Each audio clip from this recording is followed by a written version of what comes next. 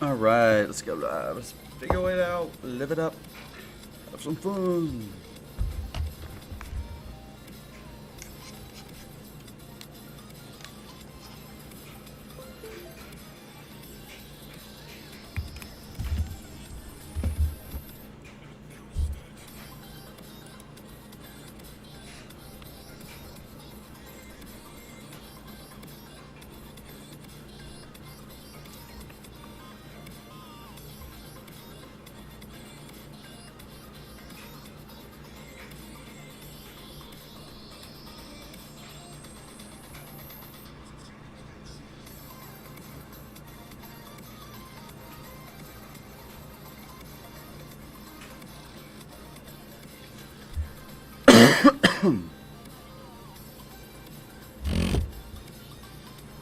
All right. What's up, everybody? So I am answering questions now for both players and coaches. I am on Instagram, where you can ask in chat bubbles, and I'm also on TikTok, on Twitch. Yeah, Twitch. Twitch and YouTube. So today we'll be focusing on answering player questions as well as everything else. What's up, Guillermo? What is up, man? How are you? It's weird to see you on YouTube, but so I have some really bad news, guys. Unfortunately, the Xbox is in need of repairs. I'm not sure what happened, but I either need to find a way to buy a new one. So, what's up, Savage? How are you today, man? How's it going? What's up, everybody? So if you have any questions, if you're a player, if you're a coach, use the question bubble, please. Ask your questions in the question bubble. Makes things so much easier when you do that. Today I'll be answering as many questions that I can within the next hour or so, for players, for coaches, just overall answering questions on soccer. Wait a minute. Is your name Gabriel or is it Guillermo? Because now I'm confused. So, but yep, I am on Instagram, YouTube, and Twitch today. Now that the school is back in session for, their normal stuff, I'm able to actually do my lives a little more consistently, which is nice. It's very difficult to make a schedule with COVID, guys. I do apologize that it's hard for me to go live on a set schedule. But as someone who owns a business, as someone who has 2 kids and is a husband and everything else, it's very difficult for me to make schedules that are able to stick, but I am doing my best. What's up, Joe? So, are you cool if I call you Gabe? Because honestly, Gabe's a lot easier than saying Gabriel every time.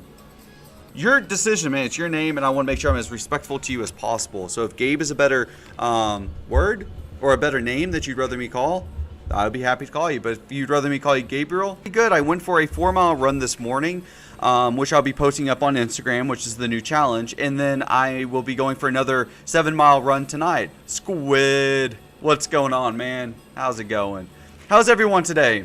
All right, Gabe it is. Thank you so much for letting me know. As a coach, one of the most important things you have to remember is that players have specific names that they like to be called. Some people like being called by their full name. Some players like being called by their nicknames. I am happy to do either. But if you have a difficult name and you don't have a nickname that you're happy with, you have to live with what I say, because I know I suck at names and I am come to terms with that. So, so it's one of those things, right? So once again, guys, I am now in save mode. I am hopefully able to purchase a new... I hate you, Squid. I hate you. I want to play FIFA so bad right now. I have to buy a new... First, ISP that's at least 6 megabytes or bigger, so that I can do the forced offline update. So hopefully I can get that taken care of and fixed. It's difficult, right? You try and fix technology. Sometimes it can be fixed. Sometimes it can't. Hello. What's up, Kat? How are you? Yeah, sorry. What's up, guys? So I am answering questions for both players and coaches alike, as well as parents. If parents want to ask questions as well, I'm answering questions across the board. Answering questions on YouTube and on Twitch Live. So I'll be answering questions. There's another trend that I'm going to be starting on TikTok and kind of on YouTube as well, where I'm going to be talking about coaching and kind of like what you need to be doing. Some of the common mistakes, some of the common things that, coaches sometimes do because they either don't have experience or because they just think it works, and sometimes it doesn't, sometimes it doesn't. So Yeah, Squid, I may just have to buy a new one, but it's not that easy for me, right?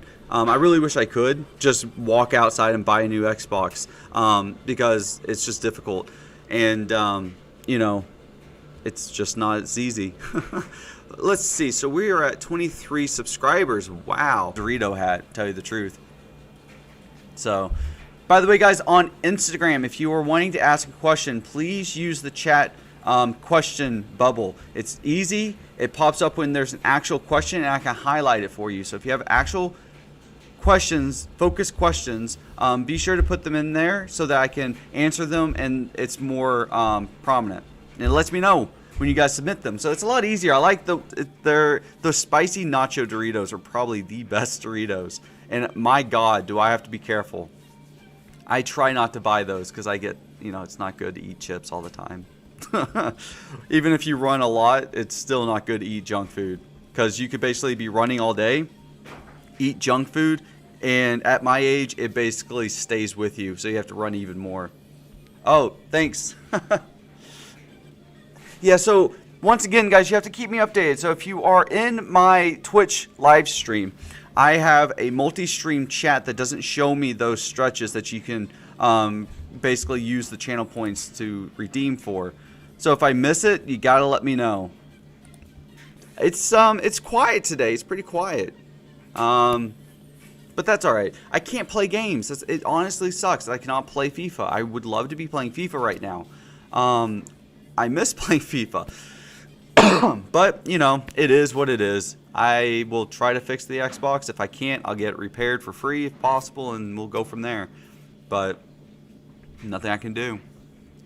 So, guys, so we'll continue to do the stream for another 45 minutes, like I said. If we have no questions in that 45 minutes, then we have no questions.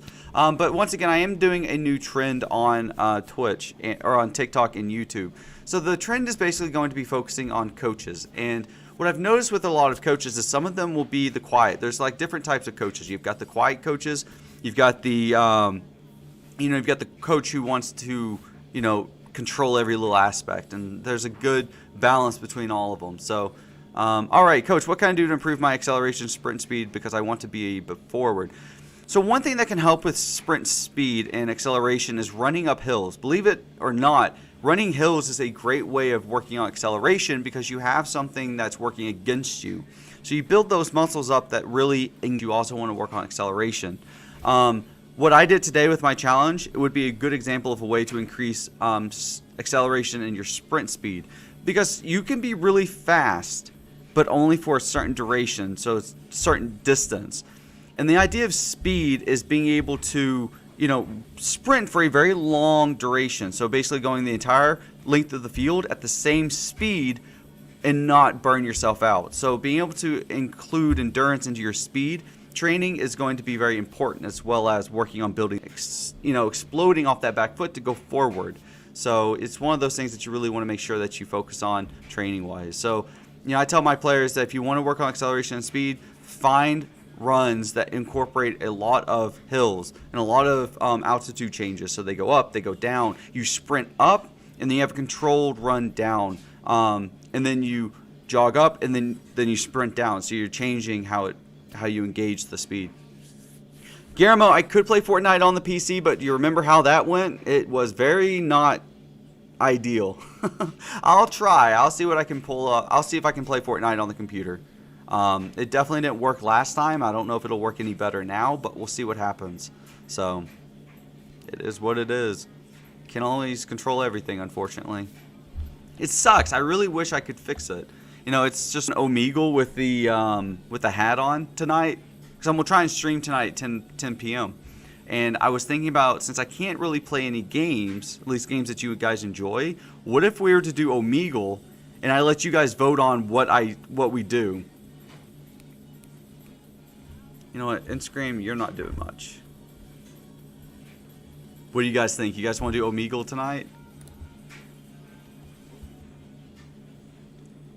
I think we'll do Omegle. I think we'll do Omegle trolling. Oh man, that's gonna be fun. I've seen people do it.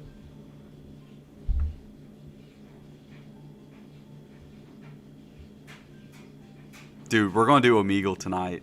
Oh, yeah. Oh, yeah. Definitely doing that tonight. That's going to be fun. Yeah, why not, right? The worst that happens is nobody watches. I know I've got you guys to watch, but I think if we hype up Omegle and then try and troll people and let you guys decide what we do next, oh boy, this will be fun. Oh, so I talked to. So how many of you know Jeff Corrett on TikTok? The TikTok guru marketing guy. I'm just curious how many of you know him.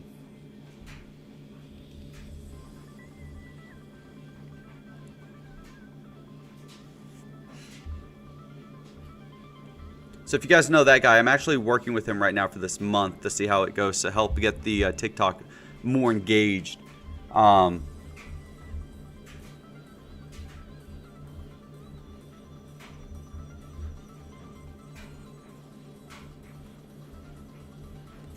So I'm working with him on trying to really get the TikTok, growing again. So hopefully that goes well.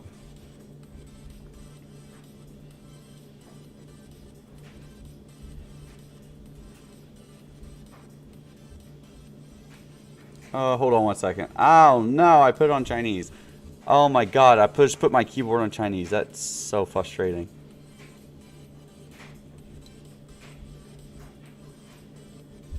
Alright, so unfortunately, my Instagram's not really kicking off today. Instagram is so touchy, it's so weird.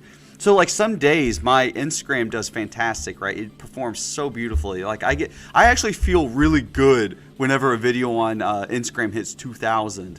Whenever a video hits 2,000 on TikTok, I'm just like, yeah, I expect that. Like that's normal. But then like when Instagram, if it gets like 30 to 100 likes or more, I'm just like, dang.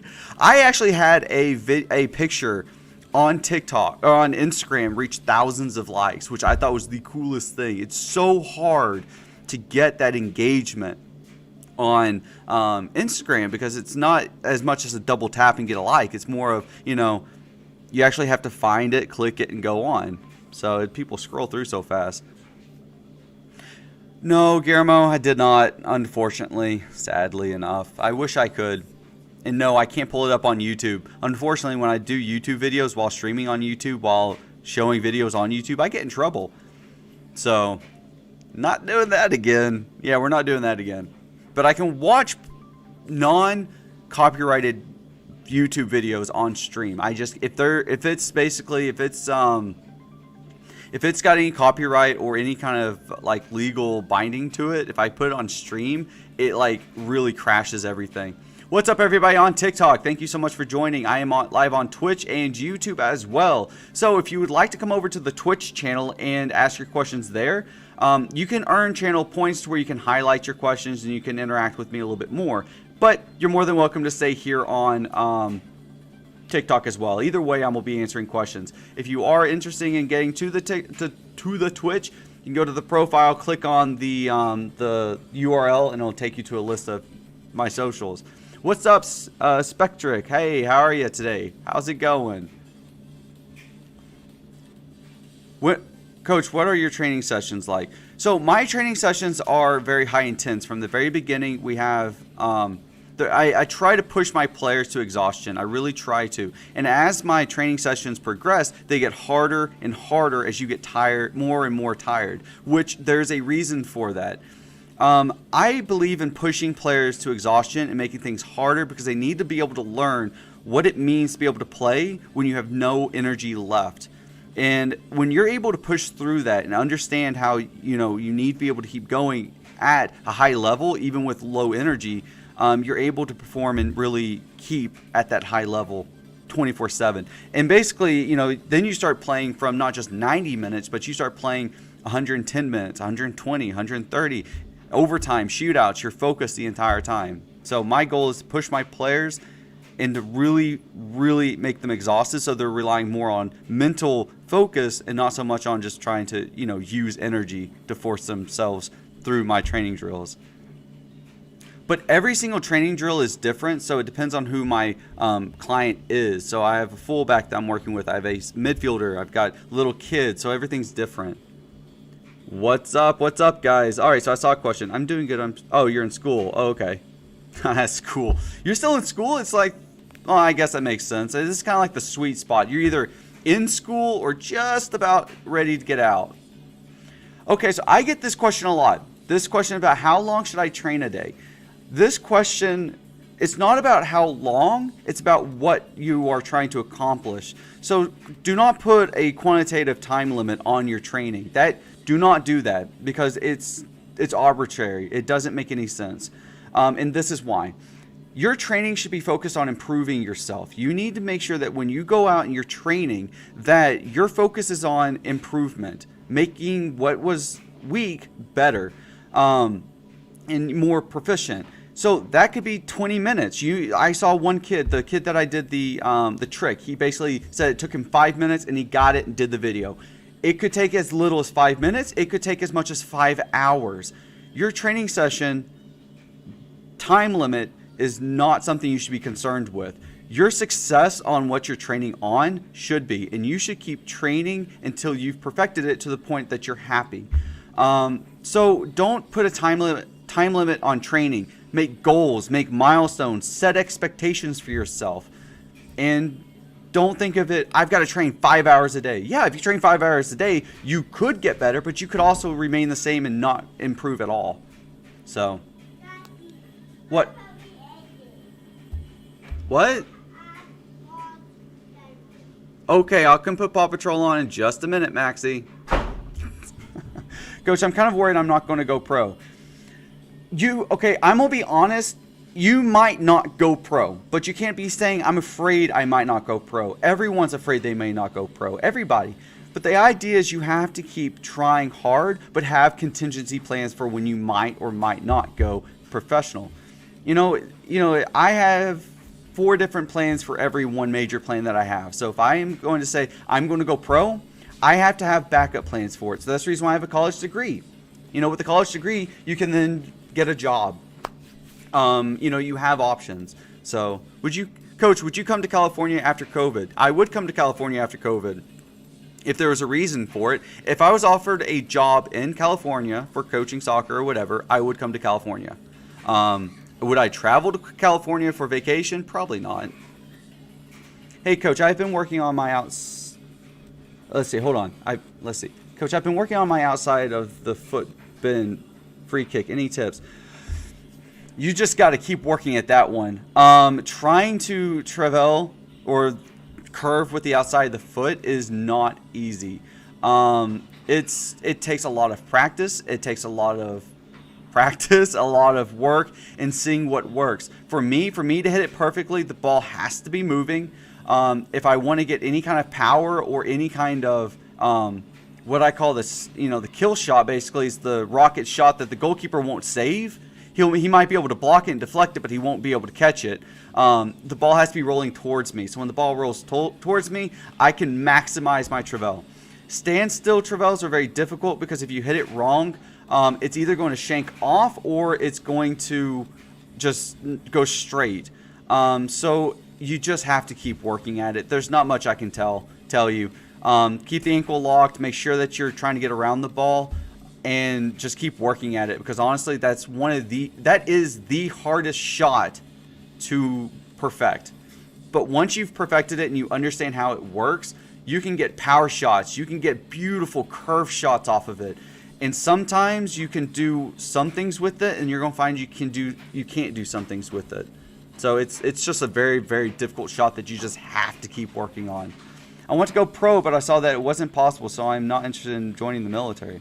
Wait, so I'm more interested. So, Spectric, you can join the military and still play soccer. They have sporting teams with the military. So, even though I don't want to tell people go join the military, even if you join the military, they've got football, basketball, soccer, tennis. They've got sports. So, you could still go professional even after joining the military, playing with them, and then going from there. Believe it or not, you're not completely out of it. It might be a little bit harder, but you have options to keep playing and get paid to play while in the military. Sometimes they are nasty and sometimes I look goofy. That is just the double-edged sword with the Travell. That's just the way it works. unfortunately, yeah. That is pretty much the thing about it. So I remember my strongest shot, I was trying to Travell. Someone played the ball towards me. I hit the ball so hard, and I was so close to the goal, it hit the pole and blew up. That is probably the strongest shot I've ever made. And that was in, I believe we were in Denmark. I think it was Denmark. It basically, the ball hit the pole, ricocheted off, and basically they had to exchange it because it went flat. The inside pretty much. Hey coach, how come I play good at practice and not games? Because your mentality while you're practicing isn't game mind focus. Your focus is on practice, and then you have a different mindset for playing games. You need to start taking your game mentality and applying it to your practice. This is where the practice as you play mentality and concept comes from. When you're practicing, your mindset should be game. And when you're playing the game, basically it's the same thing. So you need to be taking the mentality of your games and applying them to practice. So as you're practicing, you're reliving the game as you practice. And whenever you go to the game, now you're mentally prepared. And once you start trying to actually execute what you need to get done, everything will fall into place much easier then. But you need to find a way to condition your thinking to, I'm practicing, but I'm also working up here on my mental game. I'm in the game while I'm practicing. Coach, oh yes, I did see this. Joe, I need to speak with the shop owner. So whenever you're trying to do giveaways that are based off of the someone else, he's a very busy man. Sean's a very busy man, but I will try and connect with him tomorrow and see where we stand. With that. If anything, I'll just go there and just purchase a whole bunch of stuff and send them to the next person. But don't worry. Sean's a great guy. I trust him immensely. I just know he's super busy because not only does he own a nutritional shop, he just had a daughter. His daughter was just born, and he runs a gym outfitting company where he basically obtains a whole bunch of gym equipment and he sells it to private sales as well as commercial sales. So he's a bit busy, but I'll try and catch up with him tomorrow or Thursday in regards to what we can do. All right, let's see. Oh, okay. Excuse me. But yeah, so basically whenever you're trying to transfer those mindsets, you want to make sure that you're focusing on, making sure that your game focus is the same in your practices. So when you try to transfer from practice to game, your mentality is the same. So that's where a lot of players start to suffer, is that they have the mentality in practice that, hey, we're having fun, I'm enjoying this is with friends, this is practice. Your practice and your game should all be similar. Paw Patrol. Yeah, I'll fix Paw Patrol after this. They're playing right now. They have their Legos. They're happy. My coach has replaced me with a new player that barely came to the club and has started to ignore me. That's kind of frustrating. I know where you're coming from. That happened to me once whenever I was playing for ODP, except the opposite was I was a new player and this other coach was focused on the players he had. And even though we were losing and he kept all of us on the bench and never changed, it's difficult. What I did and what my dad and I did was basically we approached the coach. We're like, look, we're happy to play for you and we're enjoying it. However, if you're going to keep me on the bench and I'm not going to play, I'm not gaining anything from this. So we're going to be leaving to go somewhere where I'm more wanted, where I'll be able to I'll learn and get more experience and more time on the field. Sometimes you got to approach them and you have to have contingency plans. Now, this is the same with the guy who was talking about wanting to go professional. You have to have backup plans. So it's not always about, just because you're playing on the club, you have to be planning for this. So maybe start looking for another club so that way when you approach him, if he says, well, then that sucks, we'll miss you, you have somewhere to go. Don't be all talk. Actually have stuff to back it up with. Some coaches are just weird like that. Sometimes they just want to give these new players time to play. And what they're doing is they're trying to make sure that they keep them there. They don't want these new players to join, never play, and basically get stuck in the sense that, well, I'm on the team, I'm new, therefore I'm not going to play. Or the mentality is, oh, you're new, Now you get to play, you're going to stay longer, and we get to keep that money. Yeah, you just gotta play it sometimes. You could also ask the coach to be transferred to another team. Ask him if you could be moved up or maybe drop down for a minute to get trained and help build that team up and move on from there. But the first step is approach your coach and just ask him, why am I not playing? What have I done other than someone came in? Why does he take my spot? What can I do to regain my position? Coach, what would you name your soccer academy? Well, it'd be Shrewsbury Soccer FC or Shrewsbury SC, Shrewsbury Soccer Club.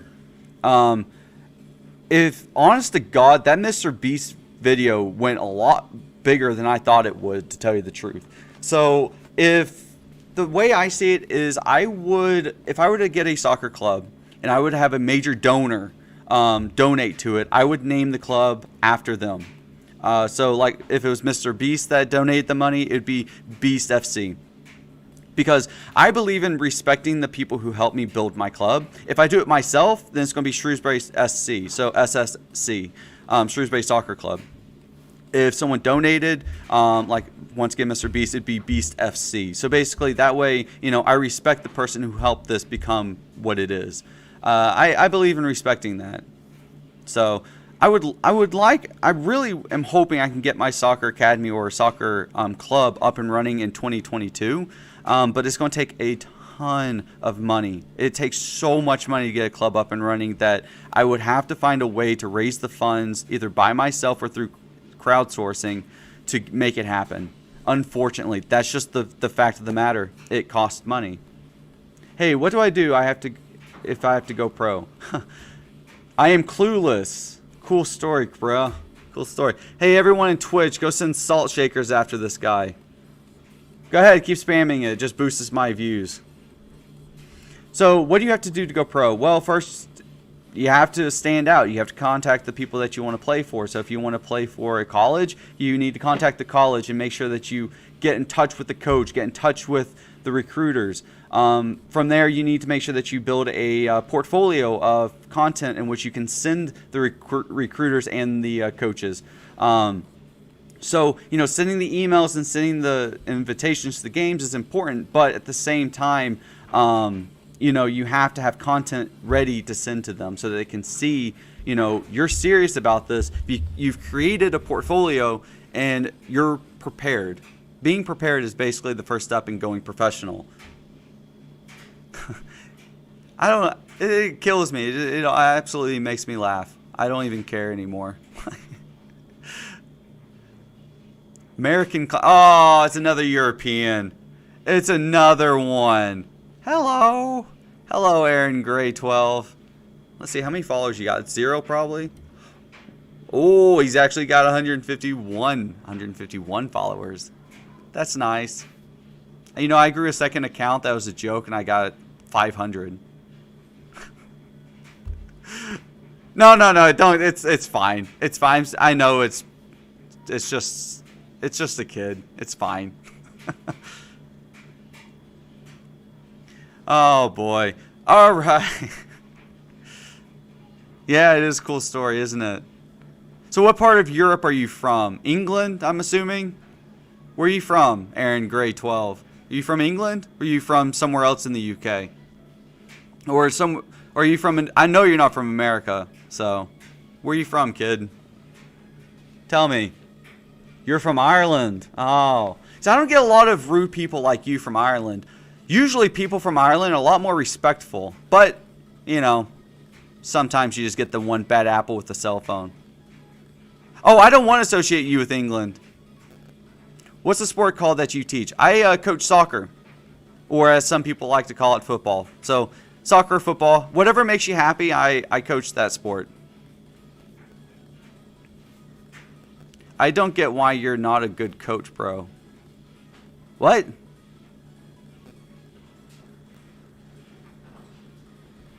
So, okay, so the Frankie Maya went pro at UCLA at age 17. So,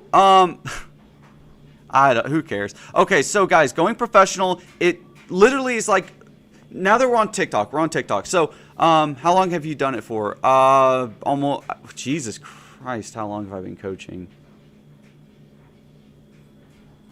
wait, my daughter's 5, about 7, 8 years now. I play semi-professionally for about 12 years. Now I've been coaching and training for about 8. Thanks for that. Thanks, Jack.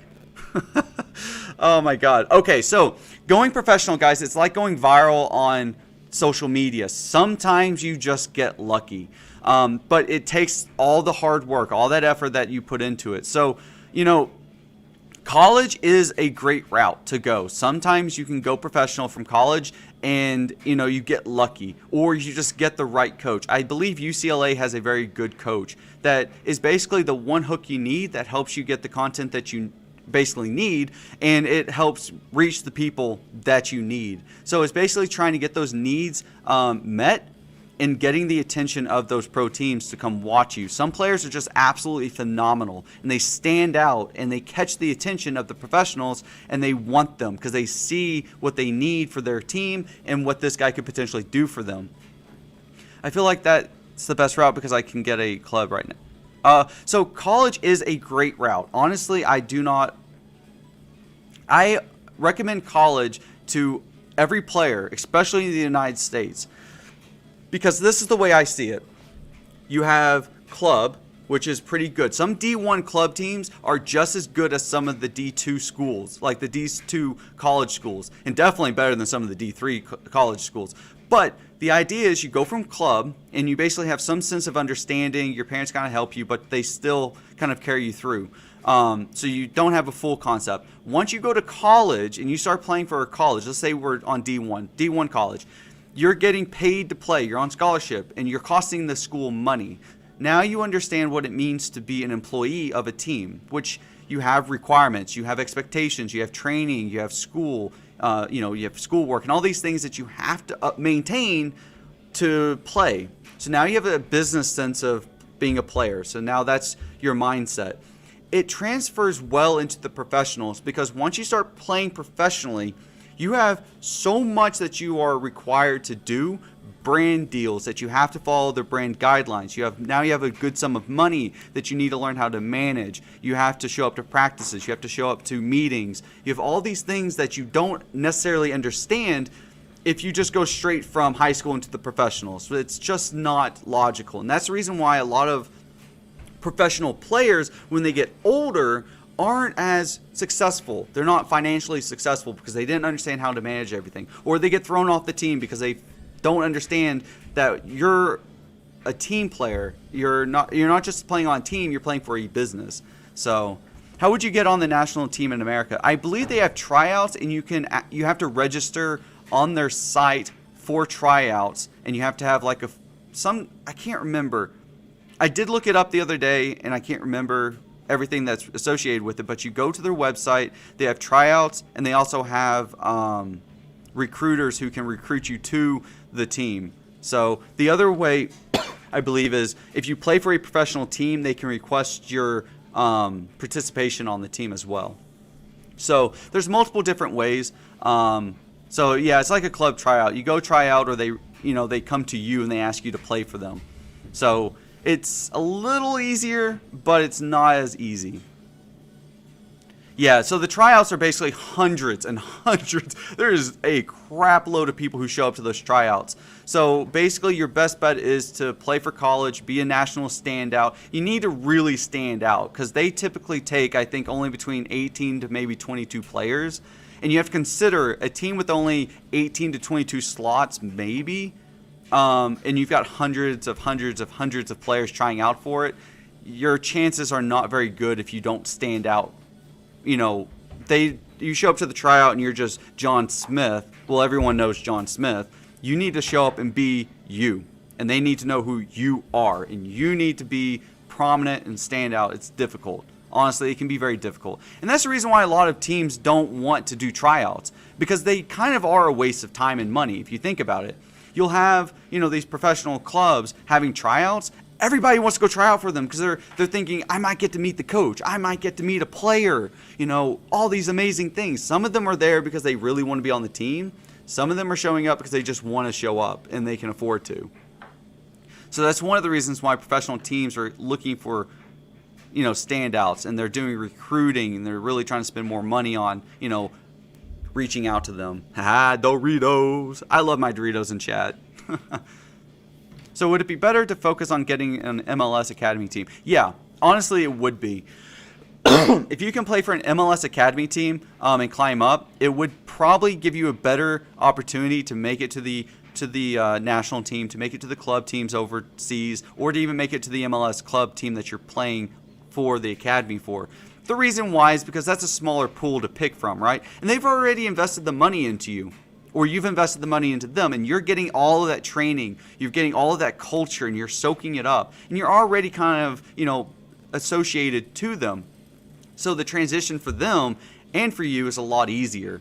But you have to remember that you're not guaranteed. Just because you play for the academy does not mean you'll play for the MLS A team. So it's definitely a lot better. You'll get a lot better training, and your opportunities will be a lot greater than if you just go to tryouts. So try to find ways to get on a team without going to tryouts. So MLS Academies, you have to go to their websites. They are all different. Every single one has their own different way of doing recruitments, doing, recruiting basically. Some of them have tryouts. Some of them are by private invitation only. So, you just need to go, let's say you want to play for New York Red Bulls Youth Academy. Go to Google, type that in, go to their website, look up recruiting, look up tryouts, see if they have tryouts, and go from there. Sometimes you just have to reach out and call them because, like I said, they will be very strict on how they manage it because they have 1 or 2 teams. That's it. There is no club mentality where, oh, yeah, we'll try and get you on the older, the younger, maybe we'll get you on the team of your age.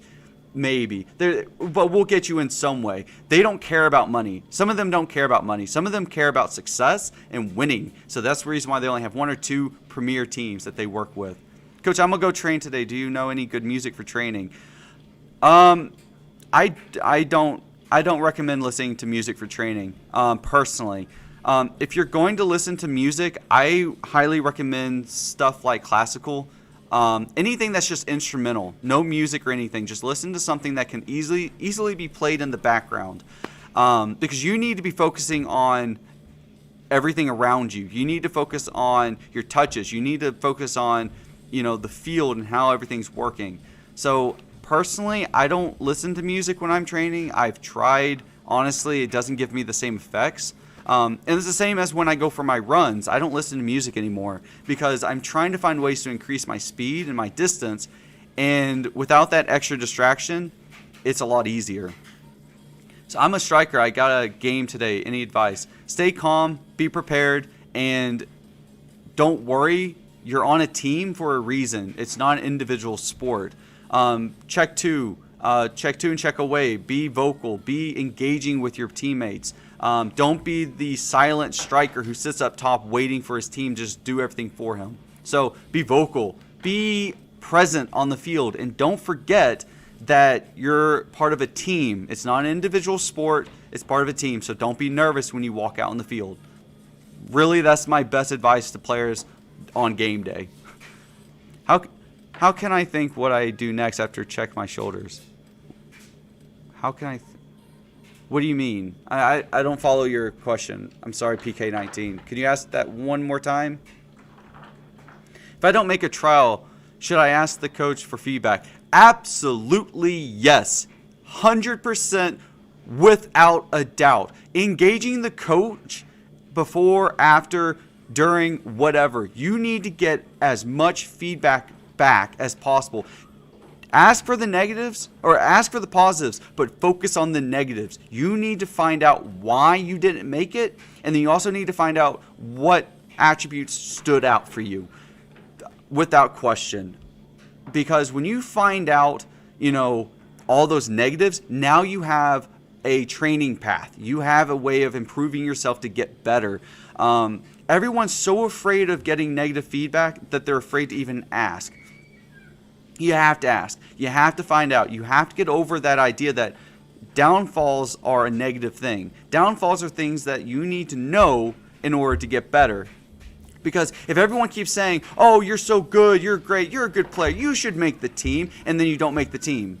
And they're like, oh, that team's stupid, they don't know what they're doing, you're so much better than them. That's not helping you. There's a reason you didn't make the team. And if you've got people constantly telling you all the positives and you are completely oblivious to the negatives, you're never going to be successful. So don't be afraid of the negatives. Find the feedback, figure it out so that you can improve, and maybe next time you will make the team. What should I think in my head when I'm checking my so when you're checking your shoulder, you want to think, all I'm trying to do is body the man off the ball. Okay? So you're not checking your shoulder to try and tackle the guy, push him off the ball, and make him fall. Your job is to put yourself between him and the ball. So try to think, I'm just trying to get in between him and the ball, not I'm trying to shoulder check him off the ball and create a foul. So it's difficult. That's the way I think of it. Don't go in thinking I've got to like American football tackle this guy. You're just trying to cut that space off and force your way between him and the ball. So that's what I'm trying to say. Because whenever you check with your shoulder, if you hit him too hard, you run the risk of getting that referee that calls fouls because you're too physical, right? You don't want that. So try to just tackle the space. Think that you're tackling the space between him and the ball, not tackling the player. Any tips for strikers who fast? Also, I came back a lot, so how do I know when to stay up? Wait. Any tips for striker who's fast? If you're fast, checking away and then timing your runs will help you, because being able to beat the defense will be a lot easier for you because of your speed. So making sure that you're checking to and checking away and trying to draw the defense forward so that they open up a lot of space for you to run in on. With your speed, you'll be able to execute the space a lot more effectively. So use that speed to your advantage and create space to run onto. Also, I come back a lot, so how do I know when I stay up? I'm not sure about the second question, I'm sorry. Tips for skinny strikers, training games, etc. So when you're being skinny is not a bad thing, right? It's actually beneficial in some instances, especially with a sport that requires a lot of running. But you want to pick and choose your battles if you're skinny, right? Especially with the defensive line that could potentially be much stronger and just as fast. So you need to make sure that you live up in the mental game. You need to make sure that you're using your, cognitive skills to really, control kind of what they do. Because the only downfall to being skinny is that you're just not strong enough to push someone off the ball, right? So you have to keep thinking, one step ahead so that you're not having to fight the physical game. You're more of the mental game. Mateo, I see your question. Tips for wingbacks. So let's say you're playing in wingback with a 4-3-3, stepping up and dropping back. You need to be able to recover all the space that you move up and leave behind. So if you step all the way to the ball, or step all the way up to the opponent's goal, you have to be able to recover back and do that as many times as possible without running out of endurance. One of the biggest downfalls to wingbacks is that they'll step all the way up, but they never drop back quick enough to recover defensive space. So make sure you're controlling your space in front as well as behind. Should I start lifting weights since I'm going against bigger players? So lifting weights is beneficial, but what I find is that, lifting weights is a sport and then playing soccer is a sport, or football, whatever makes you guys happy. I don't care. So lifting weights, you need to be careful. I recommend doing your runs like on grass fields or doing body weight. Lifting weights is great, but it's not exactly a sport that requires a lot of endurance or a lot of speed. So trying to really incorporate body weight into your workouts is probably a little bit better and can build muscle as well as endurance and speed more proficiently for an athlete than just lifting weights. Maybe lifting weights once a week will help a little bit, but you have to be very careful because you can injure yourself lifting weights and playing soccer at the same time. So you're saying play similar to Manchester United, skinny strikers? Yeah.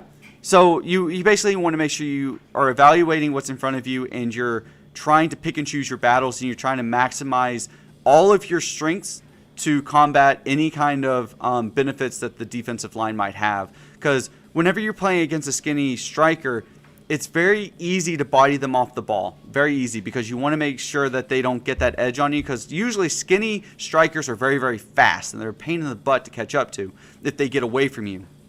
So you want to make sure that you are creating space behind the defense for you to sneak through and run onto, and you're not trying to use strength to force your way through like some strikers are able to do. So play the mental game, because really as a skinny striker, that's going to be your strongest tool to executing through defense and manipulating what they can and cannot do.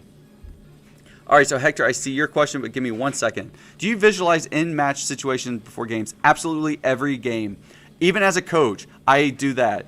As a player, absolutely. Except as a player, I did it daily. I constantly was thinking about my last game. It was the only entertainment I had while I was in school, right? So, so basically reliving every game that you play, especially the last one. You want to focus on the last one, because you want to make sure that whatever mistakes you made in that last game, you're not repeating them in the upcoming game. So I basically would relive those games as much as possible. So now every time I go to anything that's, stressful, games, presentations or whatever, I do that same thing. I think about what could go wrong, what do I have control with, what mistakes did I make last time, what positives did I have last time, and what do I need to do to get better. And honestly, constantly thinking about matches and constantly thinking about your experiences in them is only going to make your mentality stronger. You're going to get better and you're going to get faster just for the pure fact that you're constantly thinking about your performance during the game.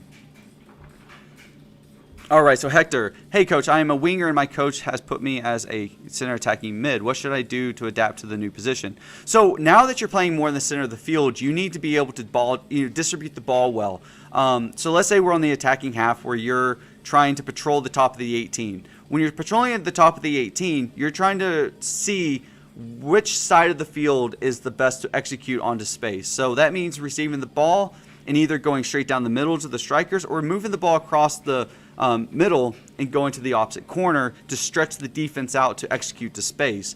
So one of the biggest things about Cam is you need to be able to be strong at ball distribution and long shots. I find that center attacking mid needs to have the ability to shoot at the top or outside the 18, but also is able to cross the ball to both corners from the middle of the field or from one side to the other. This way that you're able to control, the flow of the game and stretch that defense out. That's one of the biggest things that you really want to do as a cam is stretch the defense out, kind of like the Barcelona Fuentes game. Watch that game. Watch how they stretched out the defense and were able to execute passes to get through the midfield and to take shots and opportunities on goal against Barcelona. That game is the one where I was basically thinking the entire time, where the hell is the defense? Because the center attacking mid and that midfield and strikers are working so well together, stretching out their defense, that there's so much opportunities for them just to shut them out. I would watch that game. Uh-oh, I gotta go, guys. I have a phone call. Sorry.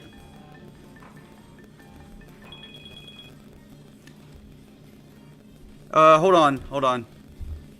Give me 1 second, Mom.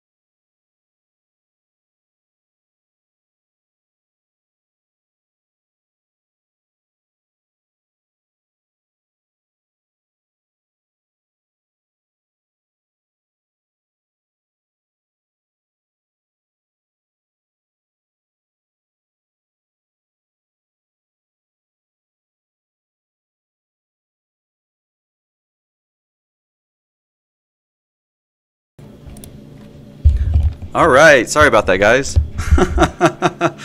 All right. So my mom, my parents, basically, I come from a very well-known family back where I live. So back in Arkansas, my dad is very well-known. My mom is working hard on some other stuff. She's well-known in her area of professionalism. But basically, my dad is a veterinarian. And he's a wildlife rehabilitator. And basically what they've done is they have a beaver right now named Maple. And Maple is hilarious. This beaver just goes, it's just crazy. This beaver's absolutely nuts.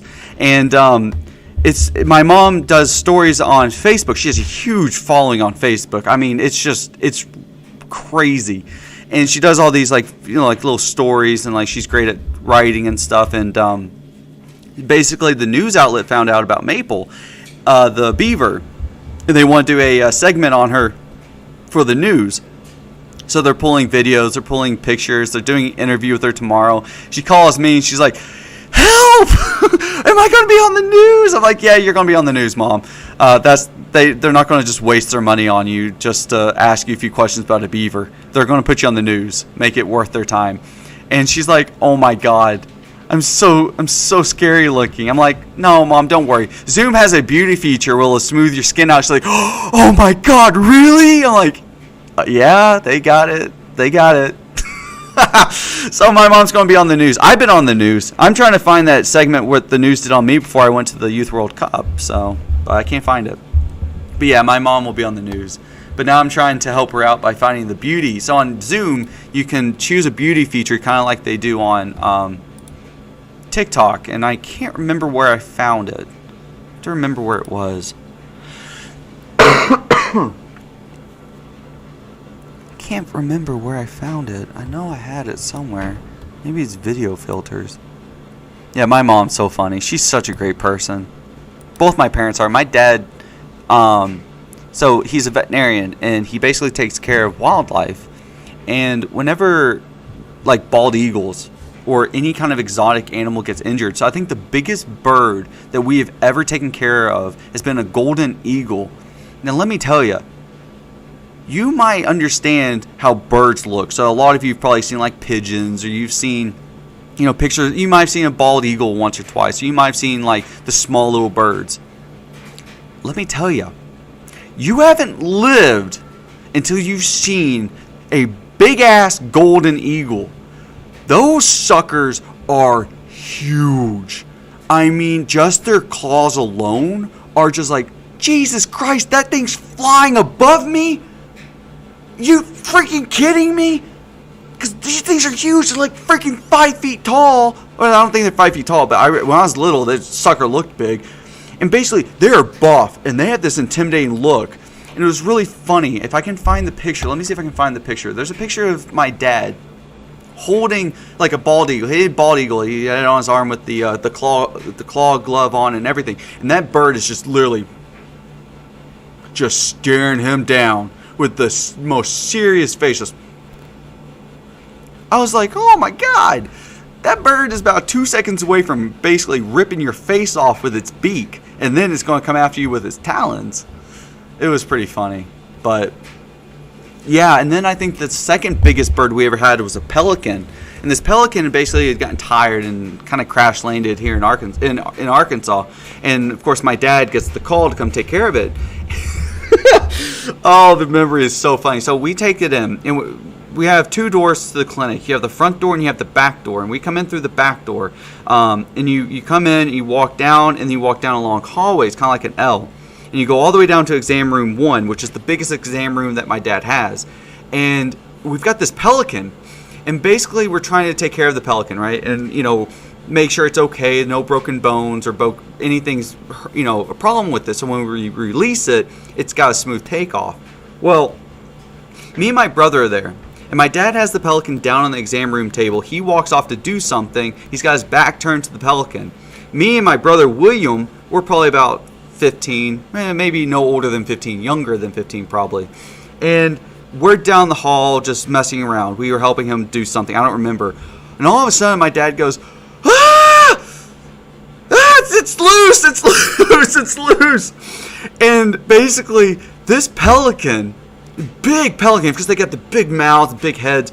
It just comes out. And it's just like sprinting down. I mean, it has the pelican. It doesn't really sprint, but it's like, like freaking out. This pelican's basically going absolutely just bozo crazy. And he's just running down the hallway. Well, I'm smart. I run into the bathroom and lock it, because I'm like, screw you, Will. The pelican chases my brother out the door and flies off. And my dad's like, "You have been released! Congratulations, we've rehabilitated you. Happy travels!" And then he just flies off. But I will never forget, my brother got chased by a pelican down my dad's hallway in his clinic by a big, full-grown pelican. And it's scary because they got these long beaks and they're sharp. And they're running down towards you, slapping that giant thing. And you guys, little trap down here just coming after my brother. I'm like, "See ya, Will." Not sticking around to help you. Oh man, that is the funniest memory I have. But there it is. But having that pelican chase my brother was probably the funniest thing ever. But the coolest pet I think we've ever had, since my dad takes care of wildlife, has probably been a fox. We had a fox named Churchill. And if you're in the Discord, I'm gonna share a lot of these pictures with you in Discord. Like with my dad holding the eagle. I don't think we have any pictures of the bald eagle, but I'll share some pictures of Maple, Churchill. My mom's a horse trainer. She's trying for the Olympics, so there's that. So I grew up with a lot of benefits to living with my dad and my mom being a horse trainer. So we lived on a nice big farm, but we had Churchill, and foxes are very smart. They're great pets because they're super smart, and they get to decide what they want to do and what they don't want to do. Excuse me. And basically, Churchill would mess with the dogs, and of course the dogs could not keep up with the fox. Fox is fast, fox is smart, and when they're playing, there's the dog, and then there's the fox, and the fox is the one screwing with the dogs. It was funny. So Churchill was great. I miss Churchill. And then we had an otter. Now the otter was the second. Oh, well, they're tied. It's basically the fox and the otter were the best.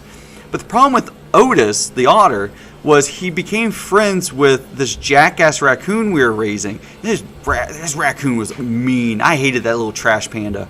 Oh, I hated that thing. This thing was so mean. He would bite on you if you got too close. If you picked him up by the scruff to take care of him, he'd shoot pee and poop everywhere. Oh, I hated that raccoon. But he was mean. He didn't like anybody. But Otis was great. Otis was loving and really fun to take care of, and really would run down to the pond, run back up, and would love to be held. And basically, they were friends. So when we released them, we had to release them together because we didn't want the depression to hit either one of them. And but Otis was funny. He would run around. What else did we have? Jesus, we've had minks. Oh, minks are just evil little black little rodent things. But if they taste, so they're super nice. They're nice, controlled, they're mellow. But the second a minx tastes his blood, it's just like a switch turns on, and they just go absolute rabid, psychotic, like straight psychotic. So crazy, absolutely insane. But all right, guys, I do have to go now. It is after the time. I will be on later tonight. We will be trolling Omegle live to really mess with people. Should be fun. I'm gonna be wearing the mask. I have a mask I have, and I have some hats. I'm gonna let you guys decide what we do on Omegle within reason. So